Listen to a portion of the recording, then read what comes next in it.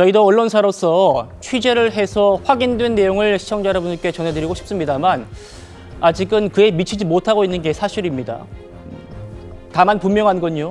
재판관들 사이에 이견이 있다는 것이고 주요 쟁점들을 놓고 지금 치열한 법리 다툼을 벌이고 있을 거라는 강한 추정을 할 뿐입니다. 다시 보시죠. 김복형과 정계선. 지금 조의원님 말씀하신 그 지라시에 나와 있는 그 두 분이 맞습니까? 맞습니다. 예. 저도 똑같은 내용 들었습니다. 알겠습니다. 같이 보시죠. 이현정 의원님. 네. 그동안 김복형 재판관과 정계선 재판관 두 분이 현안마다 다른 입장을 보여왔습니다. 좀 더 확대해 보죠. 네. 김복형 재판관은 조희대 대법원장이 지명했고요. 정계선 재판관은 이번에 민주당이 지명해서 왔죠. 이진숙 방통위원장 때 김복형 재판관 기각 의견 냈고요. 정계선 재판관은 인용 의견 냈습니다. 만약 후보자 임명해야 되느냐 이 권한쟁의 심판에서도 김복형 재판관은 별개 의견을 냈고 정계선 재판관 인용했습니다. 최재해 감사원장 탄핵에 대해서도 기각이고 별개 의견. 굉장히 정말 정반대의 그런 지금 최근에 이런 판단을 해왔는데 두 사람이 격렬한 법리 싸움을 벌이고 있다. 지금 이게 지라시 저도 많이 받아봅니다. 어떻게 보고 계십니까? 글쎄요, 뭐 배종찬 씨가 어떻게 본 것처럼 그렇게 이야기를 하는데, 그래서 저는 뭐 보지를 못해서 그렇게 실감나게 말씀을 못 드릴 것 같습니다. 어쨌든 두 사람은 정통 법관 출신입니다. 이 김복형 재판관은 30년 동안 민사, 형사 등등 두루 거쳤던 아주 이 법관에서 오래된 정통 법관 출신이고요. 정계선 재판관도 마찬가지입니다. 이분 같은 경우는 아마 제가 알기로 사법고시 수석을 했나요? 꽤 아마 특출나다는 이야기 들었고 예. 서부지법 원장을 했죠. 직전에. 그리고 또 이제 민주당이 추천했기 때문에 굉장히 진보적이다라는 평가를 받고 있고 반대로 이제 김복형 재판관은 중도 보수적이다라는 받고 있고 아마 이런 측면을 본다면 지금 쭉 이제 앵커께서 이야기하신 두 가지 어떤 보면 법리적으로 굉장히 좀 맞부딪히는 것은 사실인 것 같아요. 네. 특히 이진숙 방통위원장 같은 경우는 굉장히 4대 4로 나눠졌지 않습니까? 그렇죠. 제가 듣기로도 마침 그때 어차피 기각할 거면 좀 뭔가 의견 일치를 보자라고 아마 일부에서 제기가 있었는데 반면에 이제 각자 그냥 4대 4로 딱 나눠지는 이런 어떤 행태를 보인 거 보면 그만큼 내부적으로 서로에게 어떤 양보나 설득이 되지 않는 분위기 아닌가라는 생각이 들고 지금도 마찬가지로 사실은 뭐 시간적으로 보면 헌법재판소가 뭐 업무가 과중하긴 합니다만은 대통령에 대해서 아직 날짜를 못 받고 있는 것은 각 사안마다 이거를 어떻게 평가할 것인가 그리고 증거관계 특히 서울지법에서 윤 대통령 구속 취소를 했잖아요. 그러면서 거기에 따르는 여러 가지 논리를 이야기를 했지 않습니까? 그것에 대해서 어떻게 또 해석을 할지.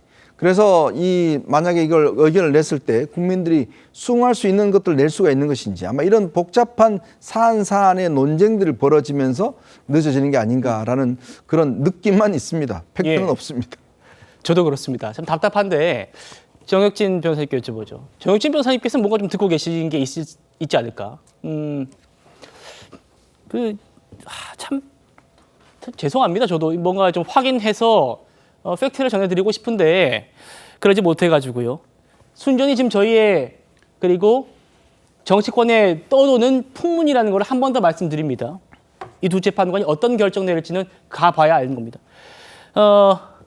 김복형 재판관이 굉장히 엘리트 법관 코스를 쭉 밟아오신 분이고 정계선 재판관도 학력고사 수석 출신이고 그래서 굉장히 좀 치열하게 두 여성 재판관들이 법리 다툼을 벌이고 있을 거다라는 게 그런 뭐 추측, 풍문의 내용입니다. 혹시 정 변호사님께서는 듣고 계신 내용이 있으십니까? 저 들는 거 하나도 없고요. 예. 그러니까 저도 뭐 전혀 모르겠는데 그런데 제가 옛날 학교 다닐 때를 좀 그 반추해 보면 그 김복형 재판관 87학번이거든요. 그런데 정계선 재판관도 87학번입니다. 그런데 87학번인데 의대 87학번이었어요.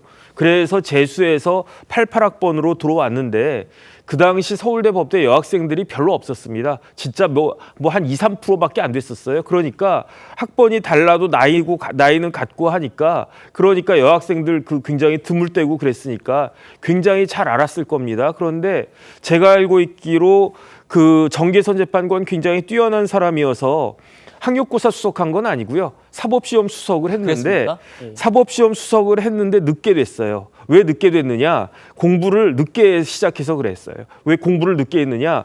정계선 그 재판관이 학생운동 열심히 했었거든요.